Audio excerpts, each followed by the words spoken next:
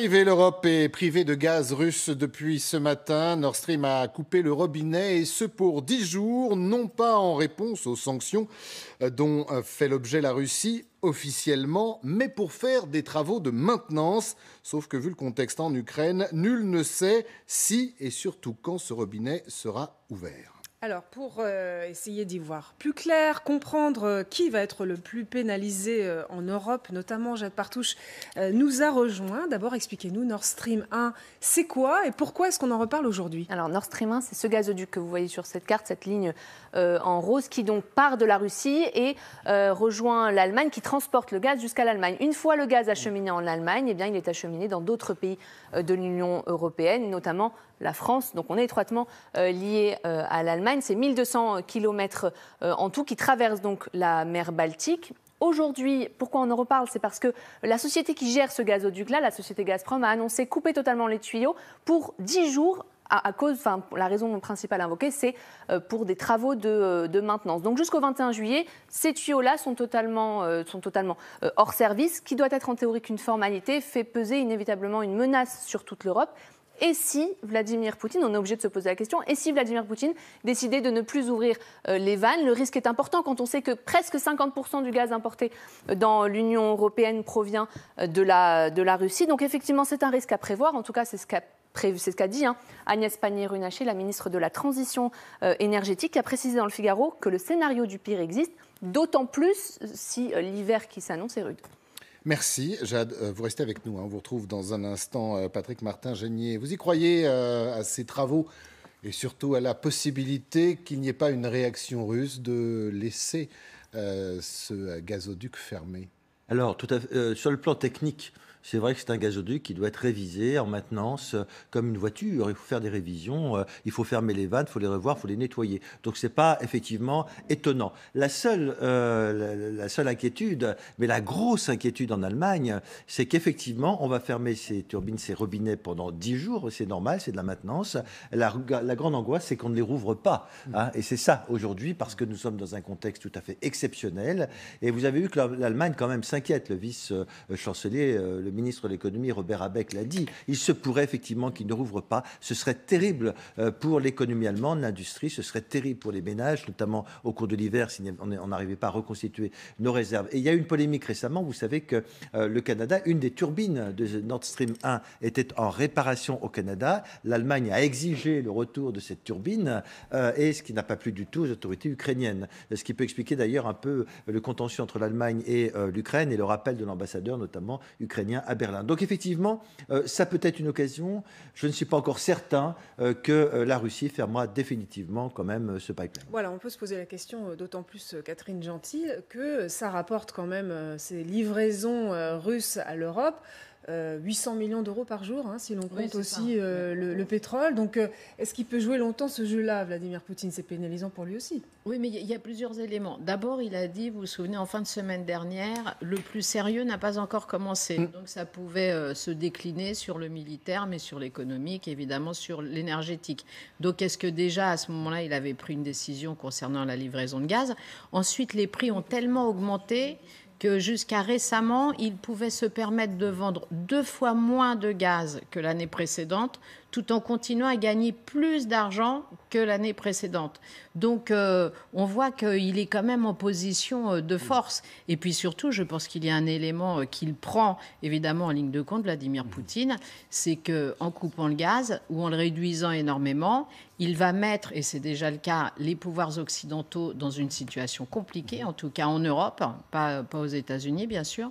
Et on le voit déjà avec les déclarations des ministres allemands, des ministres aussi français, parce que la question c'est de savoir, est-ce que cet automne, le soutien à l'Ukraine dans l'opinion publique européenne restera le même à partir du moment où il va falloir se chauffer moins. Les Allemands l'ont déjà annoncé. D'autant qu'on sait déjà qu'il y a quelques changements dans l'opinion. Exactement. Même au-delà de nos frontières, même du côté des Américains, on s'interroge. Tout à fait. Donc je pense que Vladimir Poutine sait que c'est une arme de destruction massive, ça, dans l'opinion publique européenne, et qu'on voit qu'on a l'impression qu'il s'est un peu amusé. Il avait un peu coupé à droite, à gauche les livraisons de gaz, et puis là, ça devient effectivement massif.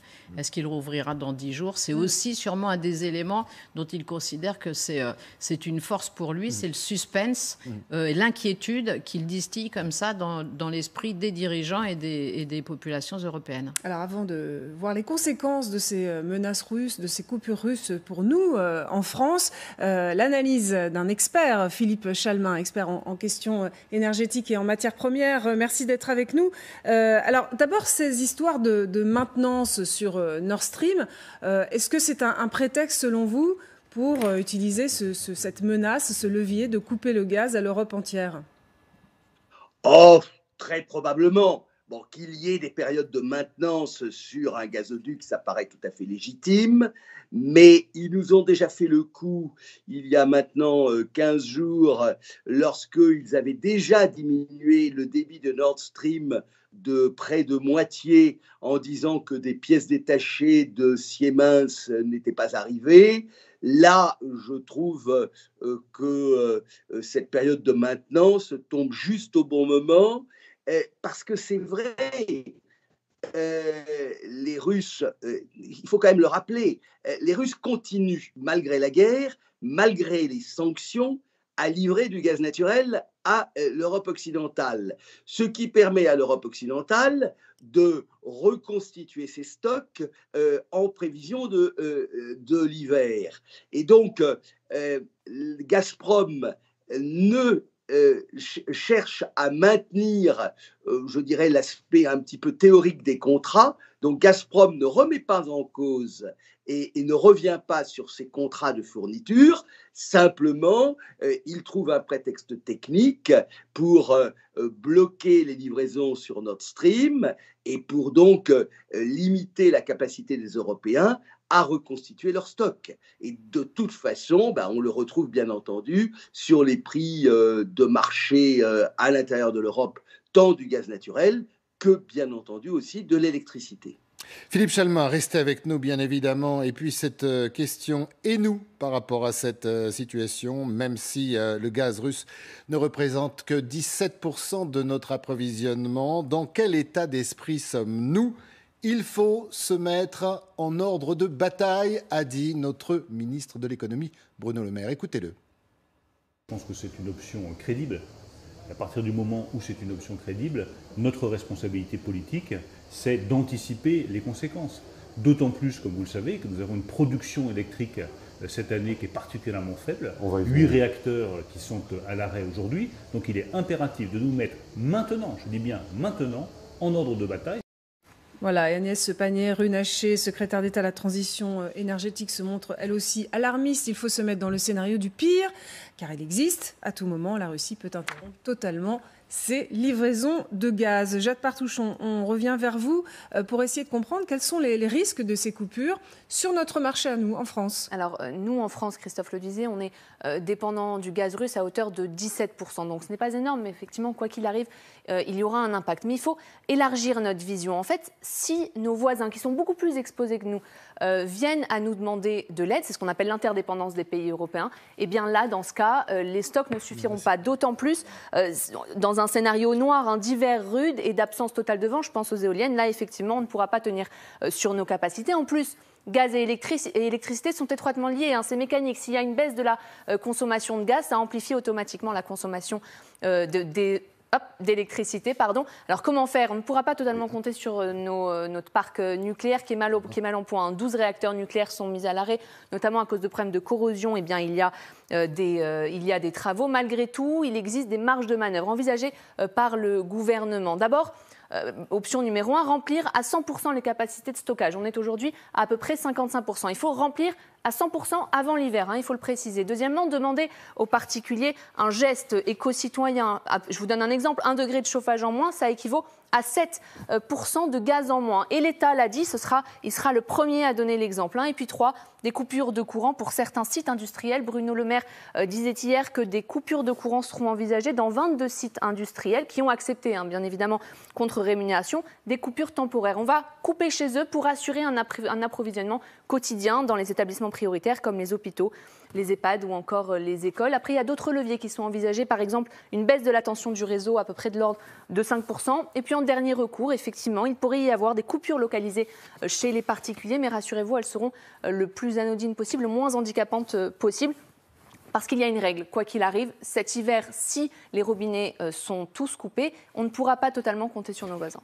Merci beaucoup, Jade Partouche, pour ces éléments très importants qui vont nourrir notre débat.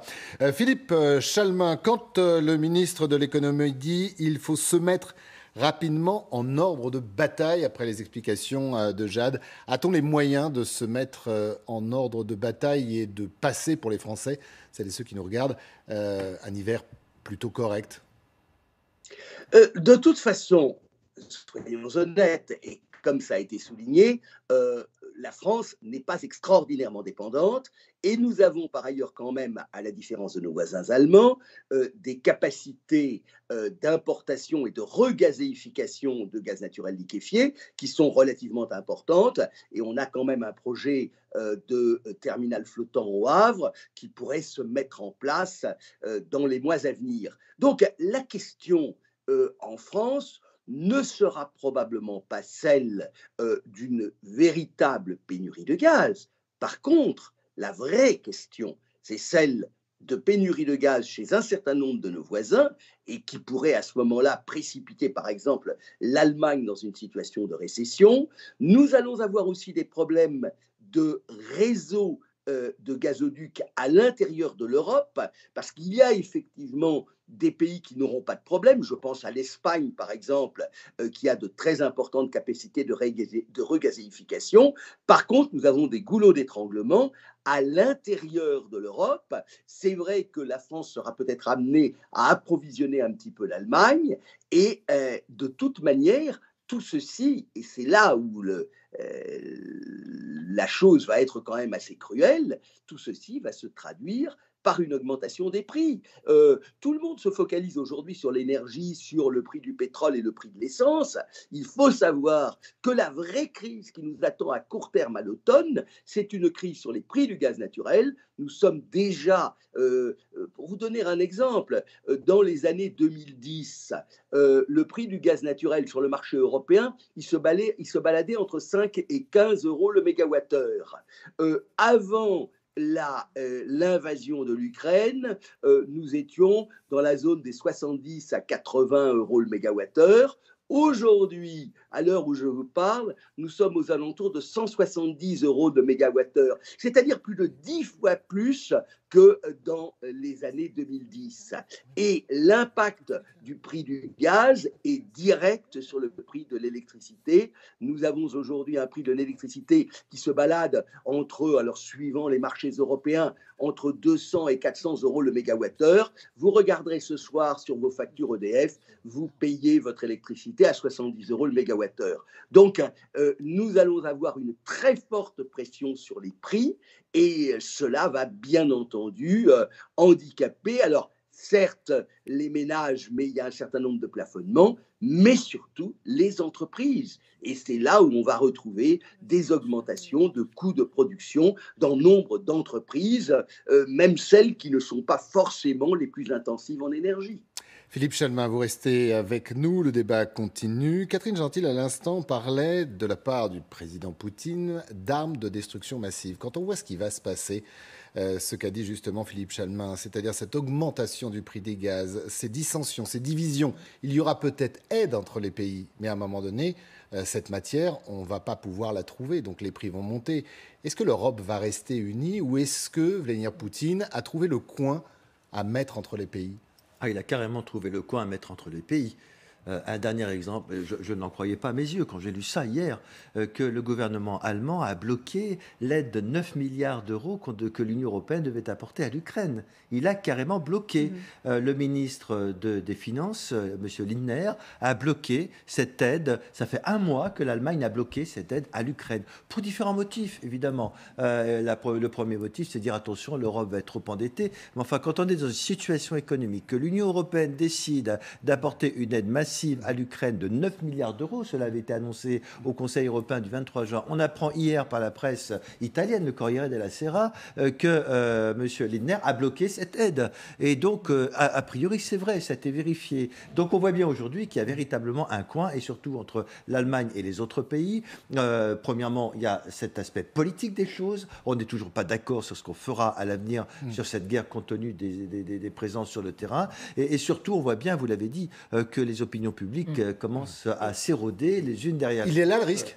Pardon ? Il est là le risque ? Le risque, il est là. Il est là parce que, même si on nous dit qu'on se bat pour les valeurs, et c'est vrai, il faut se battre pour la démocratie, pour les valeurs, aujourd'hui, il semblerait qu'il y ait un seuil de tolérance de l'ensemble des consommateurs, des habitants européens, sur le fait de dire jusqu'à quel point nous allons souffrir de ces conséquences économiques sur le prix des foyers, sur le prix du carburant, sur le prix des matières premières, sur le prix des produits de première nécessité. Je crois que la grande difficulté, elle est là pour le On va reparler des conséquences sur nos factures à nous, mais Catherine Gentil, sur l'Allemagne, en effet, qui bloque cette aide, comment vous l'interprétez ? C'est un geste, évidemment, envers Vladimir Poutine, pour qu'il ne coupe pas le robinet à l'Allemagne, qui est très dépendante. Et on voit que l'Allemagne, depuis le début, de toute façon, est très réticente à se passer de gaz russe. Oui, autant exactement. sur le pétrole et sur l'or russe, on a trouvé des compromis. Les 60% de dépendance, ça ne se balaye pas d'un revers de main. Donc effectivement, les Allemands, dont on connaît en plus la proximité qui avait été la leur avec Vladimir Poutine à l'époque d'Angela Merkel, ont besoin de temps pour réussir à se défaire de cette dépendance, si tant est qu'ils y réussissent assez rapidement. On voit que leurs relations n'ont jamais été très sereines avec les Ukrainiens. On se souvient que le président Steinmeier n'avait pas pu venir en Ukraine parce que justement, Volodymyr Zelensky reprochait aux Allemands d'avoir été trop proches des Russes. Donc aujourd'hui, c'est quand même effectivement sûrement le premier coin important entre les alliés européens qui, pour l'instant, avaient réussi à maintenir leur union. Parce que aussi, on voit aussi déjà que certains vont individuellement dans certains pays comme le Qatar ou l'Arabie Saoudite ou l'Algérie ou ailleurs pour négocier de nouveaux contrats sur le gaz, alors que l'idée au départ, au début de la crise ukrainienne, il avait été dit urbi et orbi que justement on referait comme pour le vaccin contre le Covid, c'est-à-dire que ce serait un plan global européen pour éviter que chacun aille négocier, ce qui fait encore flamber les prix, etc. Et pour l'instant, ça n'a pas été réussi. Donc on voit que quand même les obstacles s'accumulent sur la route de l'Europe pour à la fois conserver son unité et pour faire face à la crise énergétique qui s'annonce et éventuellement à la colère sociale qui va en découler. Alors, on parle de l'Allemagne, je vous laisse la parole après. Oui, je voulais simplement dire que l'Ukraine a rappelé plusieurs ambassadeurs dans différents pays européens, ce qui montre bien qu'il y a un signe, il y a des divisions aujourd'hui, et donc c'est un vrai signe de difficulté, Vladimir Poutine l'a bien compris. Oui, l'Allemagne a commis des erreurs, c'est de s'affranchir du nucléaire, donc, et puis ensuite d'avoir tout misé sur le gaz russe au cours des dernières années. Ça, c'est quand même... Ils ont pensé que ça allait arrimer la Russie à l'Occident et qu'on allait pouvoir, comme ça, commercer tranquillement. Et donc, aujourd'hui, ils se reposent en partie sur le charbon. Il y a une partie non négligeable. Je vous propose, on va reparler justement de l'Allemagne, mais Jade Partouche nous a rejoint précisément sur ce sujet parce que l'Allemagne a d'ores et déjà dû prendre des mesures drastiques pour faire face à cette pénurie à venir de gaz russe. Jade. Oui, parce que le risque qui plane sur l'Allemagne n'est pas du tout le même.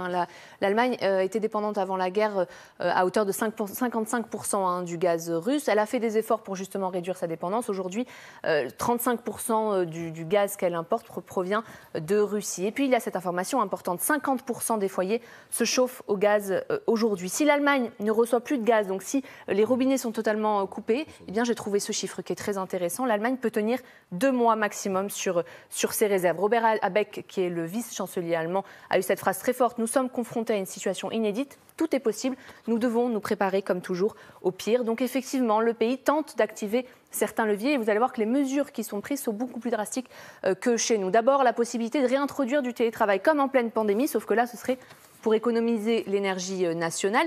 Les députés allemands ont voté un plan économie. Et ce qu'il en résulte, c'est ça. Pas de chauffage au-dessus de 20 degrés pendant l'hiver et même des coupures d'eau chaude dans certains bureaux individuels. Et ensuite, certaines villes, au cas par cas, commencent déjà à prendre des mesures drastiques. Par exemple, diminution de l'éclairage urbain, arrêter totalement certains feux de circulation, rendez-vous compte où on en est, et puis couper l'eau chaude dans certains logements, uniquement la nuit. Bien sûr, ça concernerait à peu près 200 logements. Alors là, je vous parle de l'Allemagne parce qu'on est étroitement liés à eux, donc pour simplifier, ce qui se passe chez eux nous concerne aussi, mais d'autres pays sont dépendants au gaz, parfois même à hauteur de 100% ou presque. La Lettonie, la République tchèque, la Finlande ou l'Estonie, pour vous donner que quelques exemples. Mais là, on n'est pas du tout sur le même ordre de risque lié à la pénurie, puisqu'ils ne consomment pas de gaz autant que nous au quotidien. Je veux dire, des solutions sont envisagées par Berlin et d'autres pays. D'abord, avoir recours aux centrales à charbon, vous en parliez à l'instant, et puis acheter du gaz chez d'autres producteurs, du gaz naturel liquéfié, notamment au Qatar et aux États-Unis.